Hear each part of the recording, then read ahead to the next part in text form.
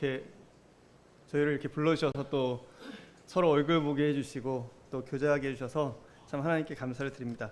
오늘은 조금 길지만요. 사도행전 12장 그를 통해서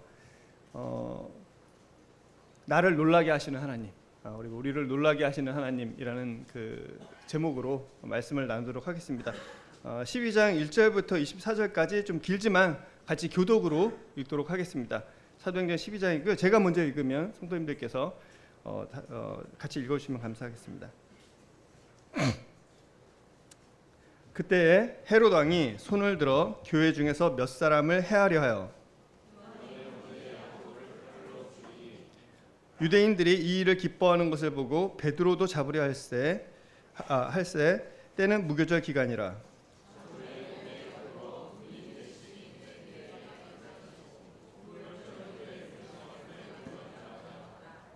이에 베드로는 옥에 갇혔고 교회는 그를 위하여 간절히 하나님께 기도하더라.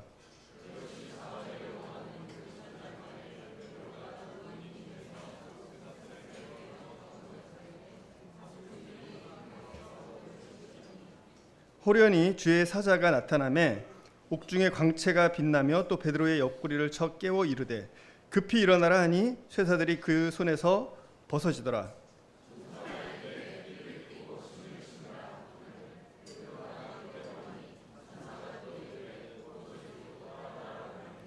베드로가 나와서 따라갈새 천사가 하는 것이 생시인 줄 알지 못하고 환상을 보는가 하니라.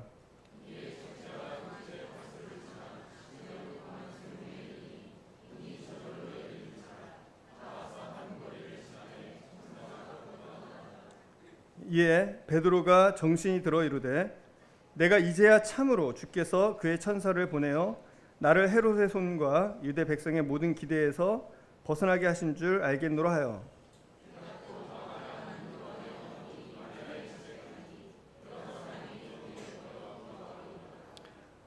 베드로가 대문을 두드린데 로데라 하는 여자아이가 영접하러 나왔다가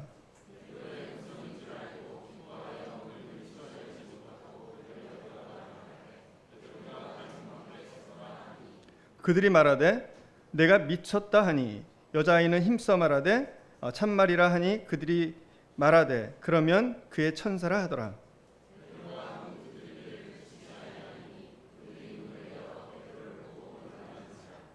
베드로가 그들에게 손짓하여 조용하게 하고 주께서 자기를 이끌어 옥에서 나오게 하던 일을 말하고 또 야고보와 형제들에게 이 말을 전하라 하고 떠나 다른 곳으로 가니라.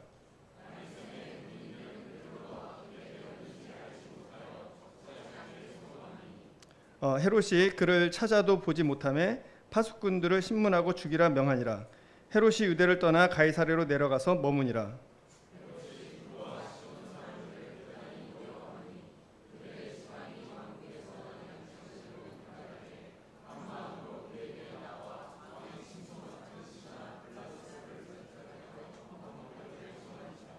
헤롯이 나를 택하여 왕복을 입고 단상에 앉아 백성에게 연설하니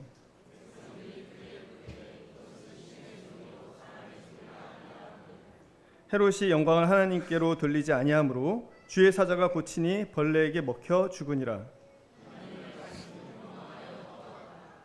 여기까지 읽도록 하겠습니다.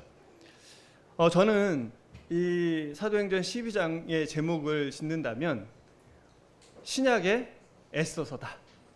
신약의 구약 성경 중에 뭐 많은 부분들 있죠. 가장 드라마틱한 장면이 있는 것은 그 불임절이 이렇게 배경이 되는 에스더서라고 할 수 있을 것입니다. 근데 이 12장에는요 그 에스더서와 같은 구조를 가지고 있어요. 저는 이 사도행전 12장은 신약의 에스더서다. 이 장을 조금 구성을 좀 해볼게요. 요즘 영화 뭐 이게 드라마 많이 보실 텐데 좀 씬을 좀 구성해 보면 첫 번째 장면이 어떤 장면이 나올까요? 첫 번째 장면에는 야고보가 사람들 앞에 쫙 끌려 나올 겁니다. 여기 나온 것처럼 왕이 헤롯 왕이 몇 사람을 죽이려고 하는데 요한의 형제 야고보, 예수님의 제자 중에 한 명인 야고보를 칼로 죽여요. 아마 이 칼로 죽인 개인적으로 죽인 게 아니겠죠. 아마 공개적으로 사람들에게 뭔가 보이려고 죽이려고 했었을 것입니다. 그래서 첫 장면에는 야고보가 끌려 나오고 그 죽임을 당하는 칼로 죽임을 당하는 장면이 나올 거예요. 아마 많은 사람들이 보고 있겠죠. 그리고 두 번째 장면은 그것이 아마 이 유대 그 그리스도의 기독교인들을 싫어하는, 또 교회를 싫어하는 이 많은 유대인들에게 굉장히 많은 그 카타르시스 같은 걸 줬을 거예요. 그러니까 정치적으로 헤롯이 굉장히 이익을 많이 본 것 같아요. 많이 자기의 뭐 인기도도 많이 올라가고 뭐 이런 것들이 된 것 같습니다. 그래서 아마 모여서 헤롯과 이 사람들이 회의를 했겠죠. 회의를 하면서 야, 이거 괜찮은 것 같아. 그리고 나서 그러면 우리 베드로보다 더 지명도 있는 베드로를 잡아와야겠다. 그리고 똑같이 하면 될까? 근데 언제 할까? 무교절, 유월절, 이때가 제일 좋을 거야. 왜 유월절과 무교절이 제일 좋죠? 사람들이 많이 모입니다. 예수님께서도 그 유월절에, 그죠? 유월절에 잡혀서 재판 받으시고 그 군중의 그 함성 속에서 정말 십자가를 걸어가셨던 거거든요. 아마 더 극적인 장면을 위해서 베드로를 잡아 끌렸을 거예요. 그래서 두 번째, 이제 세 번째 장면은 베드로가 막 잡혀가고 감옥에 끌려가는 장면까지가 세 번째 장면이 될 것입니다. 이 소식들은 아마 다 퍼졌겠죠. 예루살렘에, 유다에, 그리고 기독교인들에게도. 그리고 다음 장면은 베드로가 감옥에 갇힙니다. 그리고 굉장히 중요한 사람이었기 때문에, 그리고 굉장히 중요한 이벤트였기 때문에 그 둘 옆에 이 말씀을 보면 한 명씩 끼고 있어요. 그분이 끼고, 그리고 밖에도 4명씩 해서 내교대로 또 지키게 합니다. 그 다음 장면이 뭘까요? 천사가 나타나요. 천사가 쫙 나타나서 베드로를 막 깨웁니다. 베드로가 그거 아직에 깊게 잠이 든 것 같아요. 막 옆구리를 쳐서 깨워요. 베드로가 일어납니다. 무슨 생각으로 잠을 자는지 모르겠지만 일어나요. 막 가는데 베드로는 그게 꿈인지 생신지 모릅니다. 그리고 전부 나와서야, 그때서야 천사가, 하나님이 천사를 보내서 나를 진짜로 끄집어내셨구나 라는 장면이 나오죠. 그 다음 장면은 뭔가요? 베드로는 막 달려갑니다. 성도들이 모여있는 곳으로. 그리고 마을문을 막 두들기죠. 둥둥둥둥둥. 그리고 나서 이 로데라는 이 어린이가, 여자애가 나와요. 누구세요? 베드로야. 그랬더니 문 열어줄 생각하지 않고 너무나 기뻐서 막 안으로 들어갑니다. 베드로가 왔어요. 베드로가 왔어요. 근데 성도들은 믿지 않습니다. 기도하고 있는데 베드로 구해달라고 기도하면서 온것 믿지 않아요. 베드로는 정말 세게, 아마 베드로가 끌려 나오기 전이라면 문을 계속 세게 안 두드렸을 수도 있어요. 엄청 세게 두들겼을 겁니다. 다 들리게. 그제서야 나와서 베드로가 들어가고, 그리고 베드로는 그 안에 있는 사람들에게 자기에게 일어난 하나님의 역사, 그걸 막 설명을 합니다. 얼마나 신인하게 설명을 했겠어요. 그 베드로의 얼굴이 그려지지 않으세요? 가서 이렇게 말씀 전할 때 이렇게 몇 장 이렇게 했을까요? 아니죠. 얼마나 진짜 여러분이 그런 일 겪으시면, 여러분 그런 거 겪으실 때, 그런 중요한 일 겪으시고 얘기할 때 여러분 눈빛이 달라지지 않으세요? 그렇죠? 우리가 그냥 말씀 교제할 때 이렇게 하지만 내가 진짜 경험한 일을 얘기할 땐 눈빛이 살아납니다. 그리고 나서 야, 이거 딴 사람한테도 전해. 나도 다른 데 갈 거야. 그리고 다음 장면에 헤롯 아그리빠가 또 나옵니다. 두루아 시돈 지방이죠. 지금 이제 두루아 시돈이 페니키아, 그 레바논 그쪽입니다. 이번 우리 모임에 그 몇몇 청년들이 갔어요. 예, 그곳에서 어쨌든 그 헤롯 아그리빠 왕이 연설을 하는데 사람들이 그래요. 이야, 저 사람은 신 같은 사람이다. 왜냐하면 제가 볼 때는 아마 통치도 좋고 정말 말을 잘했던 것 같아요. 사람들의 영광이 막 쏟아지고 있는데 그는 그것을 하나님께 영광을 돌리지 않습니다. 그리고 그것으로 인해서 벌레에 먹혀 죽임을 당합니다.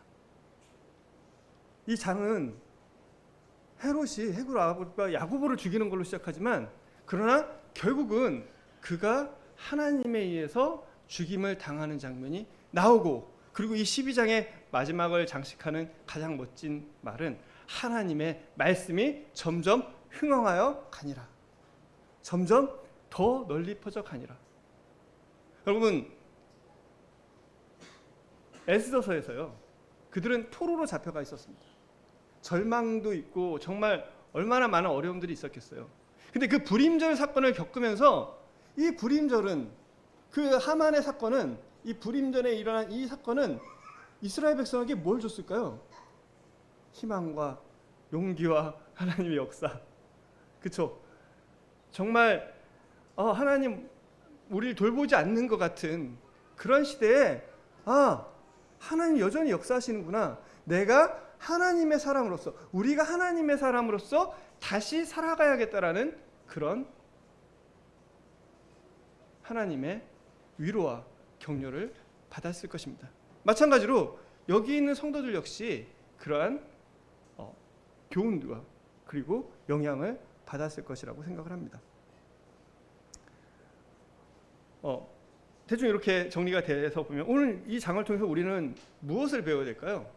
첫 번째는 하나님께서는 왜 이 시대에, 이 시기에 이 예루살렘에 있는 교회, 그리고 이 유대에 있는 교회에 이런 고난과 핍박을 허락하셨을까?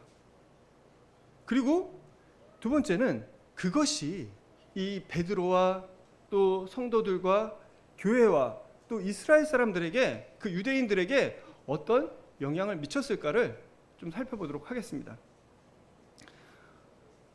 제가 아까 지금 쭉 설명드린 것처럼 야고보는 칼에 잡혀서 칼로 죽임을 당합니다.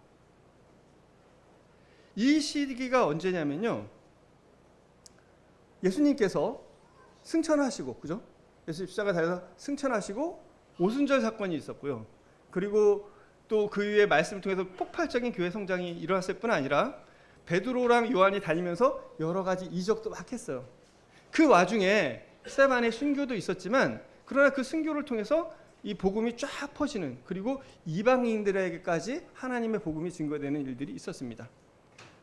아까 말씀드린 이 예수님의 십자가와 부활이 일어난 이후에 10년 이상이 지난 시간입니다. 이 사도행전 12장은 10년 이상이 지나간 시간. 10년 굉장히 짧은 것 같죠? 여러분, 10년이 짧을까요? 아닙니다. 우리의 신앙이 식어지기에, 우리의 신앙이 둔해지기에, 우리의 영적 감각이 정말 많이 무너지기에 충분한 시간입니다. 이스라엘 백성이 애굽에서 나왔어요. 그렇죠? 거기서도 포로에서 나온 거죠. 아까 그렇죠? 노예 생활에 나왔습니다. 그리고 그 광야에서 그들은 바로 하나님을 불신하고 하나님을 대적했어요. 이들은 이 놀라운 일들을, 이 성도들은 예수님 아까 말씀드린 그런 놀라운 예수님의 이적과 그런 것들 다 봤어요. 교회 성장도 다 봤습니다. 그럼에도 불구하고 이 12장에 나온 성도들의 모습을 보면요, 굉장히 독특한 모습들이 있습니다. 베드로도 이게 진짜 주님이 역사하신 건가?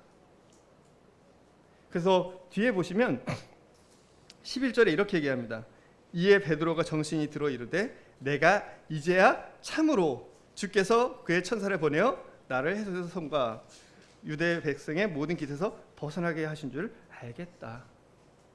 그리고 아까 말씀드린 것처럼 이 제자들 기도하고 있었어요. 그렇죠? 기도하고 있었음에도 불구하고 베드로가 풀려나왔다는 것을 쉽게 믿을 수 없었습니다. 그리고 그들은 여전히 움츠려 있었고 방에 갇혀 있었어요.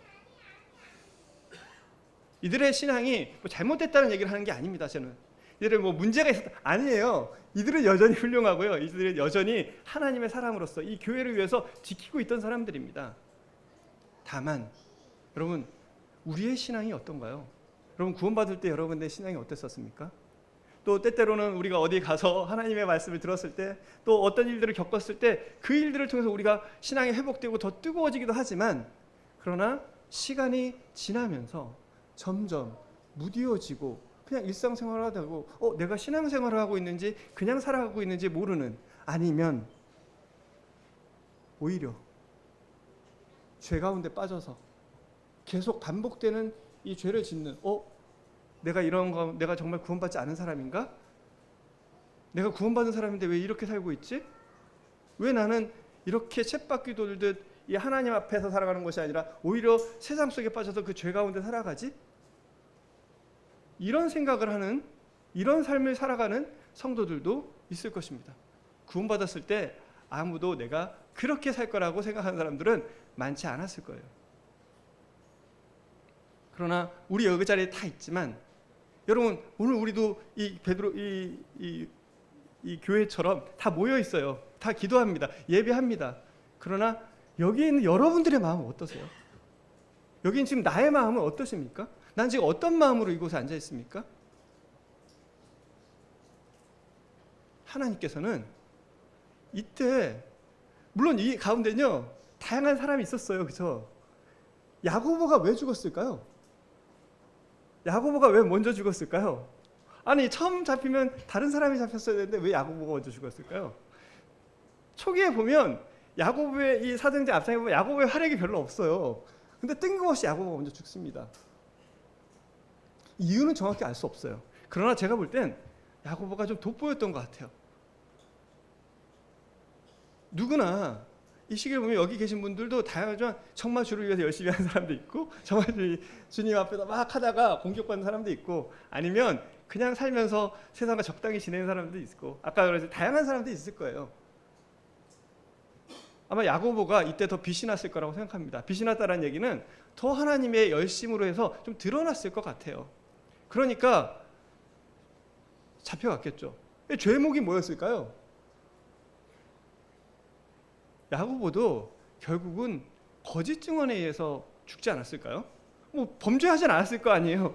야고보가 범죄했다면 이건 핍박이 아닌 거죠. 그건 죄의 대가를 받는 겁니다. 야고보가 열심히 하나님 앞에서 일을 했어요. 드러났을 것 같아요. 그런데 그는 그 일로 인해서 죽임을 당합니다. 그리고 아까 말씀드린 것처럼 베드로마저 잡혀가게 돼요. 우리 9월 5일에 굉장히 큰 사건이 있었습니다. 미국에서 아시죠? 거의 다 아실 거예요. 미국 조지아주에 현대 자동차 공장을 짓고 있습니다. 무려 10조를 투자를 해서 그죠? 10조. 미국의 요청과 여러 가지를 고려해서 10조를 투자하고 이렇게 하고 있는데 거기에 무려 미국 국토안보부에서 500명이 투입이 됐습니다. 500명이면요 군대죠. 전쟁하자는 겁니다. 몇십 명도 아니고요. 500명이 와가지고 쫙 다 포위를 하고 거기에 한 475명인가? 하여튼 그 정도의 사람들을 잡아갔어요. 이게 그냥 일어났을까요? 여러분 이게 그냥 일어나신 이유가 아니죠. 고도로 계획되고 고도로 정치적으로 계획되고 어떤 영향과 파급력이 있는지까지 다 계산이 돼서 그 일이 일어난 거예요. 그리고 그게 보도자료가 나간 거죠. 아마 트럼프 대통령의 입장에서는 그것이 자기를 지지하는 사람들한테 사실 그 안에 사실관계는 중요하지 않아요. 왜냐하면 뭐 해서 거기 미국 사람들 교육시켜서 하면 되는 거다 이런 논리를 피거든요. 실제로는 그렇지 않거든요. 그 전문가들이어야 되는데 교육하기 쉽지 않습니다. 그러나 사실관계는 중요하지 않습니다. 그것을 통해서 무엇을 얻고자 하는 게 더 중요하죠. 그는 그 일을 통해서 트럼프는 자기가 원하는 것들을 아마 이루어가고 있을 것입니다. 뭐 그것이 뭔지 뭐 정치적으로 해서 그건 전 모르겠어요. 마찬가지로 여기도 그러한 일들이 일어나고 있습니다. 반대로 정치가 우리 교회를 정말 잘해준다. 그럼 그건 또 하나님께 은혜를 받은 걸까요? 아니죠. 세상은 교회의 그 종교에 호의적일 수는 있지만 결과적으로 그리스도에 대해서 복음에 대해서는 반대할 수밖에 없는 것입니다. 교회가 뭐 세상 정권이 뭐 친화적이냐 비친화 이게 어떤 게 더 교회 좋은 건지 그건 알 수 없습니다. 저는 뭐 그게 뭐 정치적으로 그러나 결과적으로 제가 말씀드리고자 하는 것은 여기서도 결국은 헤롯이 여기 나온 것처럼 3절에 유대인들이 이를 기뻐하는 것을 보고 베드로도 잡으려고 했던 거예요. 교회에는 큰 문제가 발생을 한 것입니다. 사람들은 이 소식을 듣고 어땠을까요? 두렵고 떨리고 그동안 평안하게 발전되는 것만 보다가 갑자기 위기가 닥친 거겠죠. 이들은 깜짝 놀랐을 겁니다. 깜짝 놀랐죠. 아니 갑자기 그러니까 이 야고보가 잡혀가 죽었을 뿐만 아니라 베드로도 잡혀간 이 모습들을 보면서 충격과 공포가 그들을 휩싸았겠죠. 많은 생각들을 했을 거예요. 그리고 그들은 숨어 들어가기 시작했습니다. 방에 들어가서, 교회 안에 들어가서, 건물의 어딘가에 가서 그들은 모여 있었지만 그들은 숨어 있었습니다. 왜 이 시기에 하나님께서는 이 일을 일어나게 하셨을까? 그리고 이 일은 무슨 영향을 줬을까? 어쨌든 그들은 깜짝 놀라고 어렵고 힘든 일들이 닥쳤어요. 여러분, 그리고 그들에게 일어난 가장 큰 첫 번째 변화가 있었습니다. 그들에게 일어난 가장 첫 번째 큰 변화는 뭐였을까요? 5절을 보겠습니다. 5절. 이에 베드로는 옥에 갇혔고 교회는 그를 위하여 간절히 하나님께 기도하더라. 그들은 기도하기 시작했는데요. 간절히 기도했습니다. 여러분, 여기 계신 분들 중에서 기도 안 하신 분 저 거의 없다라고 생각을 합니다. 저는 진짜로 우리 성도님들 정말 기도 열심히 하시고, 정말 우리의 기도가 정말 우리를 이끌어가는 거 다 알고 있고요. 그리고 열심히 여전히 기도하고 있는 거 알고 있습니다. 그러나 어느 순간 지나다 보면 우리의 기도 생활이 너무 형식적이 돼가는 것을 발견하게 됩니다. 여러분들의 기도 생활은 어떠세요? 정말 슬픈 건 뭐냐면요, 어려운 일을 당했는데도 간절히 기도를 안 하는 삶을 살게 돼요. 성도들이 여러 가지 문제가 있음에도, 그러니까 우리가 문제가 없을 때가 아니라 문제가 생겼음에도 불구하고 우리가 하나님 앞에 간절히 기도하지 않는 모습들을 많이 보게 됩니다. 그건 개인에게 있어서도 그렇고요, 교회에 있어서도 그렇습니다. 정말 우리 아까 한 것처럼 LG엔솔과 그 현대자동차 얘기했지만 사실 우리 강 건너 불구경이죠. 왜? 내일이 아니기 때문에. 아까 말씀드린 것처럼 LG 아까 그 현대자동차 이게 남의 일입니다. 그런데 하나님께서는요, 우리의 그 문제들을 개인에게 끌고 오세요. 야고보 개인을 죽이셨어요. 사실 이건 야고보의 고통입니다.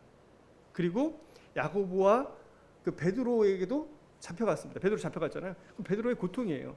그리고 이 야고보와 베드로와 관련이 있는 사람들, 그 사람들은 간절하게 기도하기 시작했어요. 이들의 기도 생활이 저는 바뀌었다라고 생각합니다. 바뀌었겠죠. 여기 간절이라는 단어를 보면서 이들의 기도 생활이 바뀌었구나. 그런데 난 여전히 문제와 어려움이 있음에도 불구하고 기도조차 하지 않고 있구나. 나는 나와 관련이 있는 선교사들이 있는데 그들을 위해서 기도하고 있지 않구나. 나는 나와 관련 있는 이 교회 성도들을 위해서도 기도하고 있지 않구나. 나는 내 주변에 정말 죽어가는 영혼들을 위해서도 기도하고 있지 않구나. 아니, 기도는 하고 있지만 간절함이 없구나. 하나님, 제게 그러한 간절함을 주시기를 정말 기도하는 마음이 생깁니다. 그리고 12절에 이 말씀이 있어요. 깨닫고 마가라는 요한의 어머니 마리아 집에 가니 여러 사람이 거기에 모여 기도하고 있더라.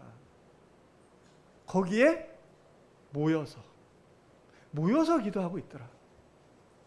그들은 함께 모여서 기도하고 있었어요. 함께 모여서 어떻게 해요? 간절히. 저는 우리 교회도 그렇고요, 또 다른 것들도 그렇고요, 여전히 모여서 함께 기도하시는 분들이 있다라고 생각합니다. 우리 교회 아시겠지만 전 자매님들 진짜 감사해요.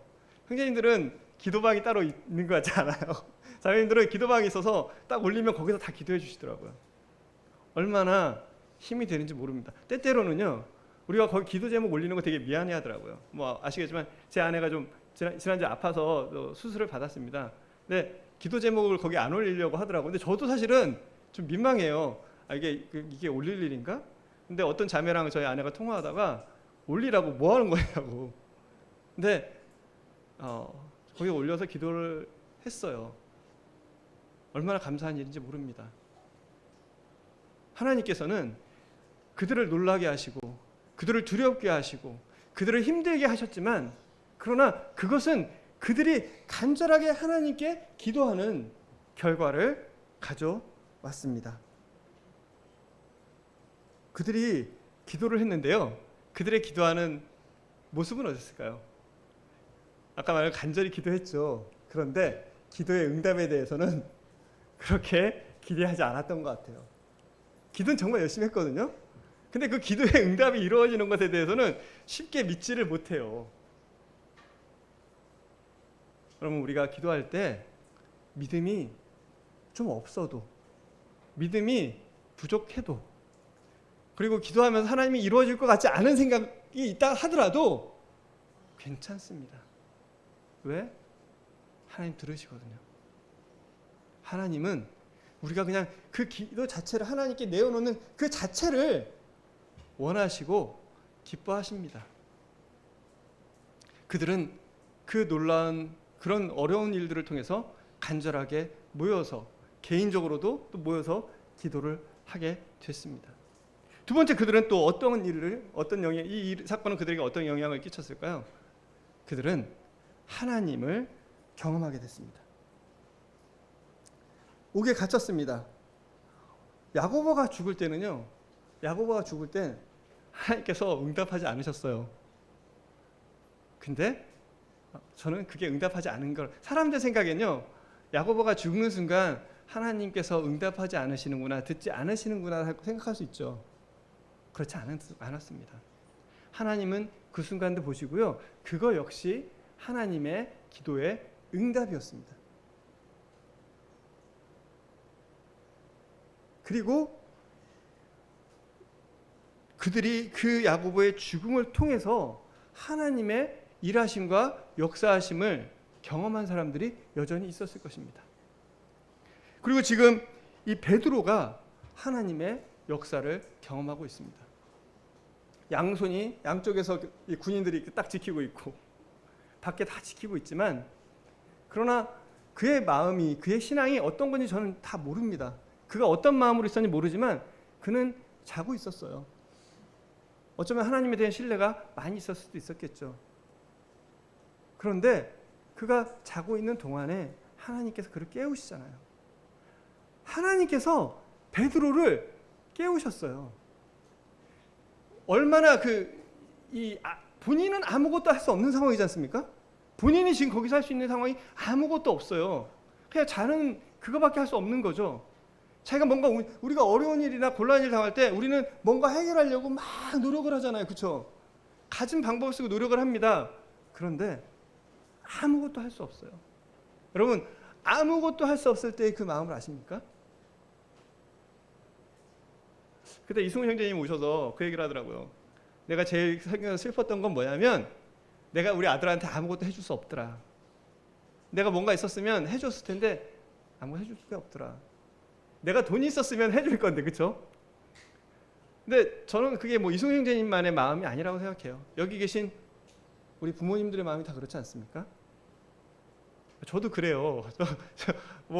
저도 여기 서울에 살면, 승훈 형님이랑 이승훈 형님이랑 잠깐 교제했거든요.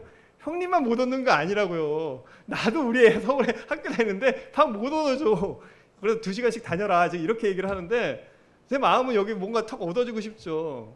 아무것도 할 수 없어요. 여러분, 뭐 제가 특별한 얘기를 하는 게 아니라 여기 계신 모든 분들 대부분이 그러실 거예요. 아무것도 할 수 없습니다.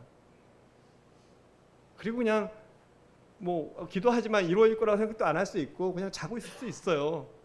근데 그 순간에 와서 옆구리를 찌르세요. 옆구리를. 일어나라고. 나는 그게 지금 무슨 일이 벌어지고 있는지도 몰라요. 근데 하나님 일하고 계시다니까요. 하나님 일하고 계세요. 그래서 그냥 뭐 옷 입어라, 허리띠 찌고 빨리 신발 신고 빨리 나가. 이거 나 이거 도저히 못 풀 것 같은 이 쇠사슬이 그냥 풀어져 버렸네? 나가고도 막 나가요. 내가 지금 뭘 하는 거지? 아까 먼저 비몽사몽이에요. 뭐 그래 입고 뭐 어쩌면 막 일어나기 싫어. 잠자는 거 깨우면 얼마나 싫으세요? 진짜 싫죠. 저 아내가 저 조금 진짜 사랑하거든요. 그죠? 약간 무서울 때도 있어요. 무서울 때 좀 있어요. 근데 잠잘 때 막 한참 자고 있는데 막 깨우잖아요. 그러면 갑자기 막 이렇게 요만큼 이렇게 목소리가 높아지려고 할 때도 있는데 얼굴 딱 보는 순간 참습니다. 저절로 참아져요. 네, 저절로 참아집니다. 잠자고 있는데 이렇게 깨우잖아요. 뭐 어떤 마음인지 모르겠지만 어쨌든 막 일어나서 아주 즐거운 마음은 아니었을 것 같아요. 그냥 긴가민가 하면서, 왜냐하면 아까 나온 거죠. 이 12절을 보시면, 11절 보면 내가 이제야 참으로, 마음이 확 변했다니까요. 다 와서 하나님 경험하고 나니까, 그 딱 보서 문을 다 통과하고 안전해지고 딱 보니까 천사도 없고 내가 지금 여기에 와 있네. 그제서야 그의 마음이 확 바뀝니다. 진짜 하나님 계시구나. 진짜 하나님 역사하셨구나. 여러분, 또 우리의 삶도 그렇잖아요. 어느 순간 보면 내가 움직이지 못했던 것들이 어느 순간 없어져 있어요. 다른 게 뭔지 아십니까? 베드로는 이제야 내가 진짜 하나님 감사합니다 하고 또 잊어버리고 가요, 우리. 물론 이렇게 큰 일이었으면 우리도 베드로처럼 열심히 말하고 다녔겠죠. 그러나 그렇게 드라마틱하지 않더라도요, 하나님께서 사실 우리 가운데 이렇게 일하시는 것들은 너무나 많고요. 여러분 성도님들 다 이런 걸 경험하실 거라고 저는 믿고 있습니다. 그리고 나서 하나님을 경험하게 돼요. 베드로는 이렇게 경험하고 나서 그의 마음이 새로워졌어요. 저는 베드로가 아까 처음에는 핍박당해서 놀랐지만 그런 하나님의 역사를 경험하고 나서 더 놀람, 그 놀람은 다른 놀람이죠. 그렇죠? 하나님은 이렇게 우리를 놀라게 하신다니까요. 그럼 베드로, 이제야 내가 참으로 천사를 낳아서 구원하지, 이제야 알겠다. 아니, 베드로 입에서 이게 나올 말인가요? 베드로가 얼마나 많은 걸 경험했는데, 이제 또 그게 우리 성도의 삶입니다. 이게 우리의 삶이에요. 우리는 어제의 신앙으로 살아가는 사람들이 아닙니다. 우리는 내일의 신앙으로 살아가는 게 아니에요. 오늘의 신앙으로 살아가요. 어제는 어제입니다. 여러분, 여기 옛날에 내 신앙이 안 좋았다고 생각하는 사람 많지 않잖아요. 뜨거웠다. 여기 특히 이렇게 나이 좀 있으신 분들은 옛날에 내가 뜨거웠었지 안 하신 분 누가 있습니까? 그럼 구원받을 때 내가 뜨거웠다라고 말하지 않는 분 많지 않을 거예요. 그런데 지금은, 오늘 우리에게 필요한 게 이게 아닐까요? 이제야라는 표현은요, 나쁜 표현이 아니에요. 이제야, 베드로 입에서 이제야라는 표현이 나올 수 있어요. 그런 표현이 나오면 됩니까? 돼요. 됩니다. 우리에게 정말 하나님, 제가 아침마다 기도하는 게 있습니다. 내가 날마다 하나님 보게 해달라고, 날마다 하나님 음성 듣게 해달라고. 왜냐하면 사실 하나님 보지 않는데 내가 하나님 찬양 예배 잘 안 돼요. 내가 하나님 음성 듣지 않는데 따라가지 못해요. 내가 하나님 말씀에 감동되지 않는데 내가 어떻게 감동돼서 말씀을 전하겠습니까? 아니면 내가 말씀에 감동되는데 누구한테 이 말씀을 교제하겠어요? 그렇게 해달라고. 잘 안 해주세요. 잘 안 해주시는 것 같아요. 그런데 여전히 해주시는 거 있는 것이라고 이 장을 통해서 이렇게 믿게 되고 또 그렇게 신뢰를 하게 됩니다. 로데 여자아이도 하나님을 경험하잖아요.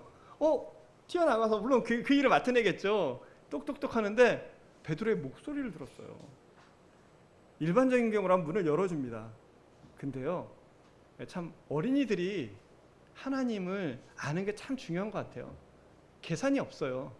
목소리 들으면 그냥 베드로는 베드로인 거예요. 상황을 보지 않잖아요. 베드로가 지금 여기 나올 수 있는 상황이야? 아니지. 이 안에 있던 사람들은요, 기도 열심히 하지만 상황 계산이 됐다니까요. 상황 계산을 하는 사람은요, 베드로의 음성을 들어도 믿을 수가 없어요. 왔다는 얘기를 들어도 그게 와닿지가 않아요. 왜? 현실. 어린이들은요, 그리고 청년들은, 학생들은, 저는 이게 하나님의 축복이라고 생각해요. 생각이 많지 않습니다. 왜? 하나님 말씀 그대로 받아들여요. 구원받는 것도요, 어릴 때 학생 때 받아들인 건요, 많은 설명이 필요 없어요. 나이가 들면 들수록, 여기 제가 죄송하지만 구원받기 쉽지 않아요. 왜? 생각이 많아요. 생각을 하지 말라는 얘기 아니잖아요. 여러 가지 계산이 많습니다. 계산이 많으면 하나님 따라가기도 쉽지 않은 것 같아요. 그리고 그는 달려가고요, 막 증거해요. 그렇잖아요.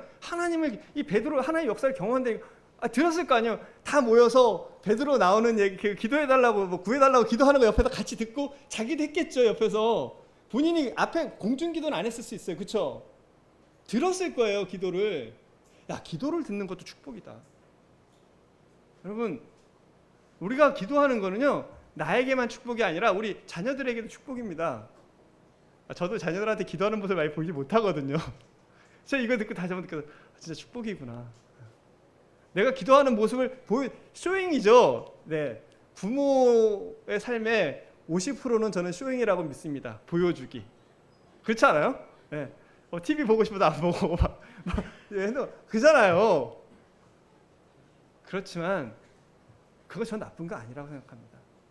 그걸 통해서 내 삶이 변하잖아요. 내 삶에 어떤 경기가 생기잖아요. 여러분, 학생들 엄마 아빠 삶이 쇼잉이다, 보여주기다, 여러분 똑같아질 거예요. 근데 제가 놀라운 건 뭐냐면, 여러분 성도님들이니까, 생각이 있는 사람들이니까 그렇게 보여주기는 삶도 하는 겁니다. 지금 나가 보면요, 저희 막내 얘기를 하는데, 어느 집에 갔더니 자기가 충격받았대. 36개월 되는데 동영상 보면서 밥 먹고 있고 막 그런 얘기를 하는데, 부모들이 그런 거에 대해서 아무렇지도 않다고 하는 거를 정말 충격적이라고 얘기를 저희 막내가 하는 거예요. 나가 보면 그것조차 안 하는 사람들이 많습니다. 왜? 그것에 대해서 몰라요. 적어도 보여주기를 하는 부모님들은 뭐냐면 그것이 옳다라는 걸 알고 있고요, 그렇게 살아야 된다고 믿는 사람들인 거예요. 여러분, 보여주기 한다라고, 내 삶이 보여주기라고 해서 애들한테 보여주기가 이래 되나 고민하지 마십시오. 됩니다. 네, 돼요. 그렇게 하십시오. 저는 나쁜 게 아니거든요. 그것이 또한 우리를 지켜주고 변화시켜주는 거예요. 이 애가 같이 있었잖아요.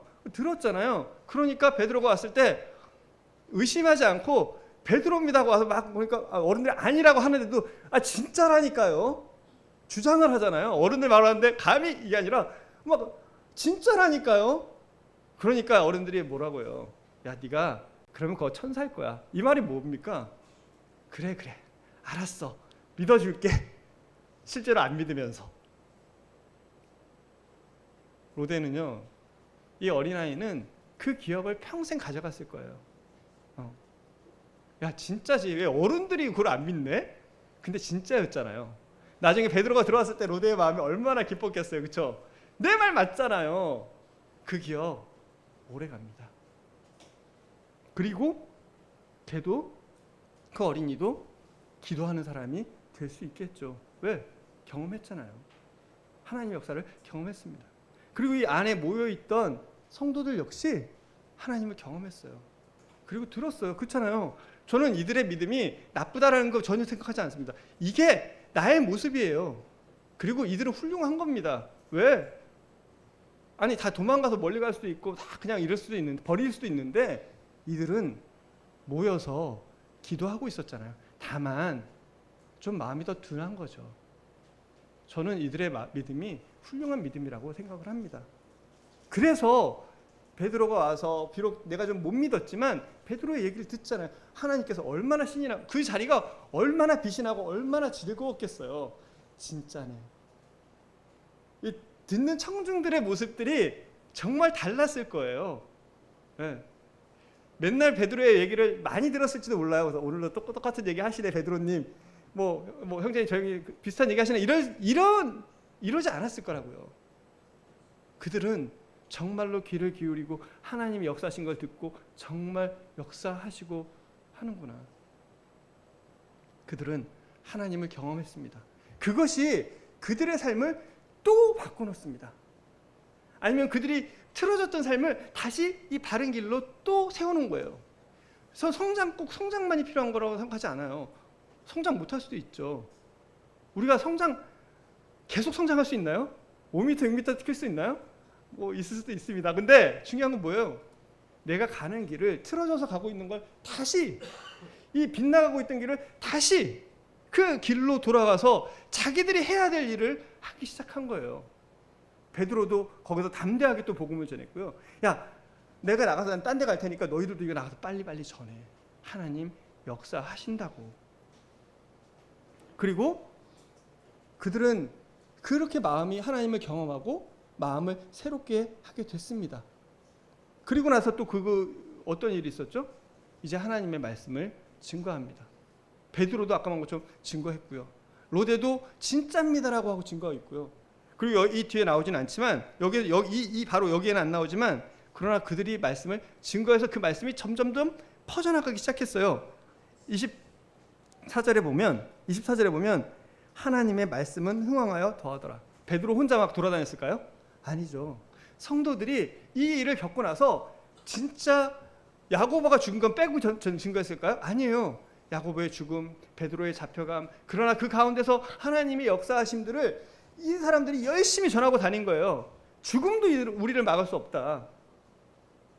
이 뒤에 또 마음이 식었을 수도 있겠죠. 그러나 제가 늘 지금 말씀드린 것처럼 우리 마음이 올라갔다 내려갔다 얼마나 있습니다. 그러나 하나님께서는 지금 오늘 우리의 마음이 또 이렇게 새로워지길 원하시고, 또 우리가 이렇게 기도하기를 원하시고, 이렇게 또 하나님을 경험하기 원하시고, 우리가 또 하나님을 증거하기를 원하신다는 것입니다.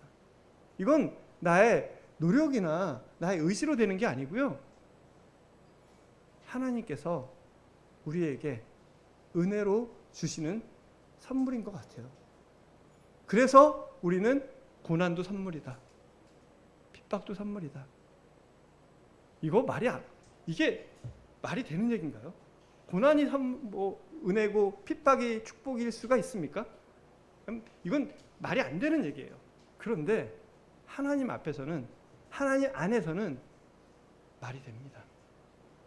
왜? 여러분, 이걸 보면 우리도 이렇게 살고 싶잖아요. 닥치면 그렇게 살고 싶지 않죠. 그런데 그런 길을 걸어가고, 여러분들이 지금 그런 길을 걸어가고 있다면, 여러분들이 그런 상황들에 지금 맞닥뜨려서 있다면, 양손이 맡겨서 내가 아무것도 할 수 없다라고 느껴진다면 그것도 하나님의 축복이다. 내가 사랑하는 사람이 병들고 목숨을 잃고 거기서 빠져나올 수 없다면, 내 사랑하는 자녀가 하나님을 떠나서 방황하고 있다면 그것도 하나님의 축복일 수 있습니다. 그것도 하나님의 은혜일 수 있습니다. 우리의 마음을 새롭게 하시기 위해서, 우리를 다시 하나님께로 오게 하기 위해서, 다시 우리가 하나님을 증거할 수 있기 위해서 일하는 하나님의 역사이며 과정일 수 있다는 것입니다. 하나님께서는요, 감옥에 닫힌 문을 여셨어요. 하나님께서는요, 그 굳게 닫혀있는 마가의 집 문을 여셨습니다. 하나님께서는요, 오늘 여기 계신 성도님들의 마음의 문도 여실 거예요. 그 방법이 어떤 사람에게는 쉬운 길일 수도 있고요, 어떤 사람들한테는 어려운 길일 수 있지만 여실 거예요. 그리고 하나님은요, 우리 교회의 문도 여실 겁니다. 그들은 교회 안에 있었던 사람들이에요. 베드로는 감옥 안에 있었던 사람입니다. 바울도 감옥 안에 있었던 사람이죠. 그런데 그는 거기에만 있지 않았어요. 나와서 증거하러 갔습니다. 하나님께서 진짜 원하시는 건 뭐냐면요, 우리가 여기서 예배 드리는 거 원하십니다. 근데 뭐예요? 항상 보시면요, 나가서 증거하라는 것입니다. 그래서 여기 말씀이 흥왕했다는 건 교회 안에서 흥왕했다는 얘기가 아니에요. 말씀이 점점점 많이 증거되고 있다고요. 우리가 말씀을 증거해야 될 곳이 어디입니까? 여러분, 가정이에요. 그죠? 직장입니다. 여러분, 여러분이 있는 곳이에요. 그리고 또 선교지입니다. 내가 선교 가지 않더라도 그곳에 같이 있는, 선교지가 해외에만 있나요? 요즘 한국에도 많이 있습니다. 그리고 교회도 있어요. 여러분, 하나님께서는요, 우리가 교회 생활 잘하는 거 좋죠.